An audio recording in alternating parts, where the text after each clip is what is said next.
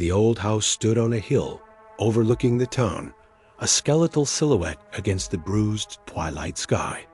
Locals called it the Carver House, though no one named Carver had lived there for nearly a century. They whispered stories, of course, tales of shadows that moved on their own, of a child's laughter echoing from empty rooms, of a presence that clung to the air like damp rot.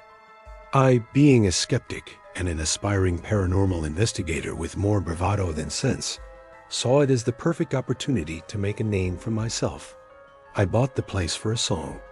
The real estate agent couldn't get me out of his office fast enough, his eyes wide with a mixture of pity and fear.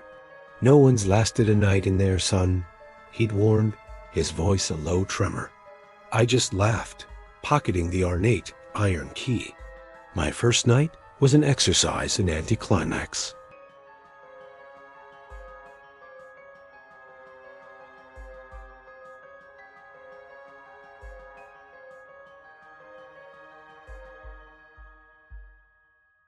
I felt a pang of disappointment. Maybe the stories were just that, stories. I fell asleep on a dusty couch, lulled by the mundane quiet. The second night, the house began to wake up. It started subtly, a door creaking open in a distant room. I'd go to check, find it ajar, close it, only to hear another door down the hall do the same. It was a game of cat and mouse, and I felt a thrill of excitement. This was it. I turned on my recorder. "Is anyone here?" I asked the darkness. "Can you give me a sign?" The response came as a whisper, so faint I almost missed it, captured only by the sensitive microphone. A single word, like the rustle of dry leaves. "Get."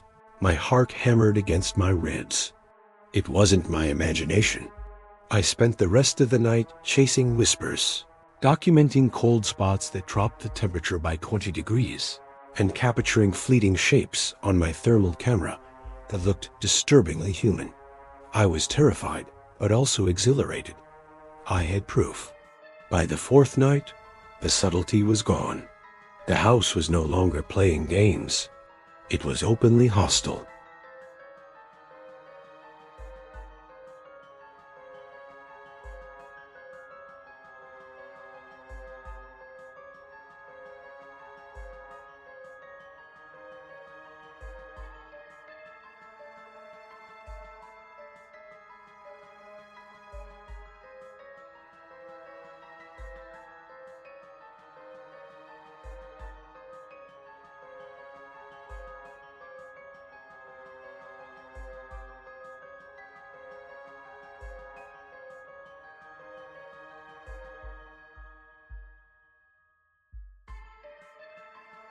The evidence I was gathering was groundbreaking.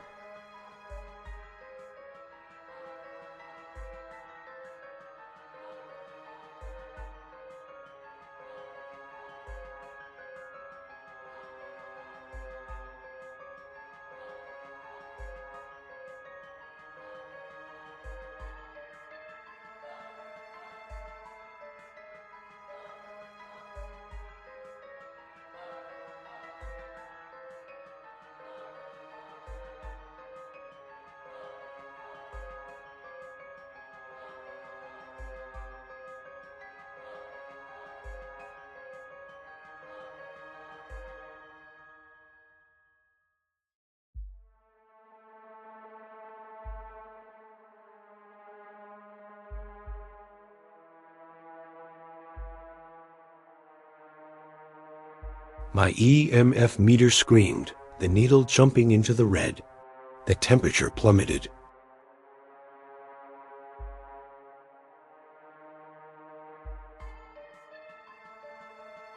I whispered, my voice trembling.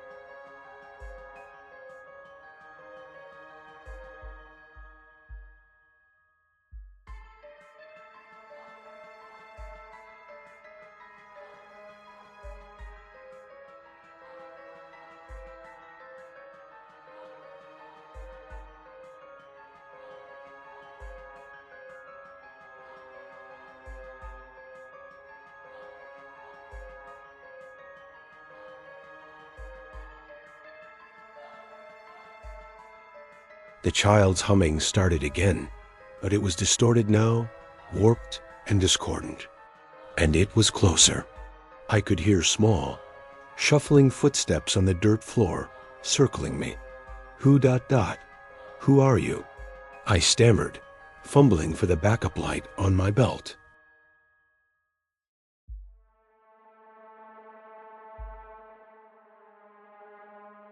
I screamed, finally finding my spare flashlight and switching it on.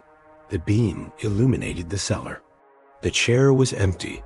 The shuffling had stopped. But on the dirt floor, fresh footprints were visible. Tiny, bare, childish footprints circling the spot where I stood. And beside them, another set.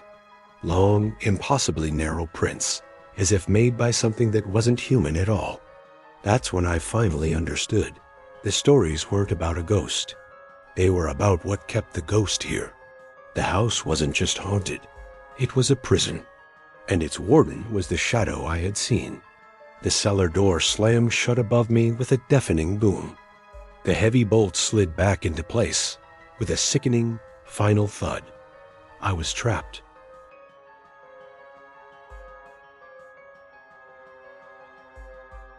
The beam caught something scratched into the stone wall, something I hadn't noticed before. It was a list of names, dozens of them, gouged into the stone with what looked like fingernails. The last name on the list was the real estate agent's, and below it, a new name was being carved, letter by letter, by an unseen hand. My name.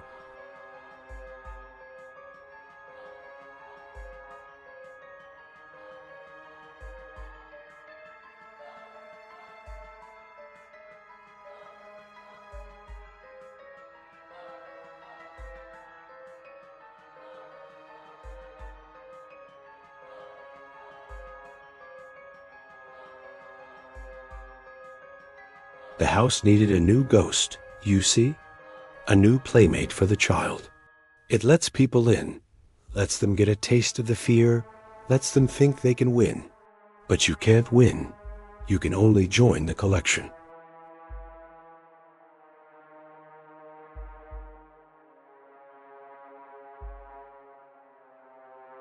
Don't be a skeptic. Don't be a hero. Don't end up like me. The whispers are true. This house is hungry, and I am its newest resident. My name is now part of the wall, and I'm so very, very lonely. Won't you come and play? Thanks for listening. If you enjoyed this story, be sure to hit that like button and subscribe for more tales from the dark. Stay safe out there.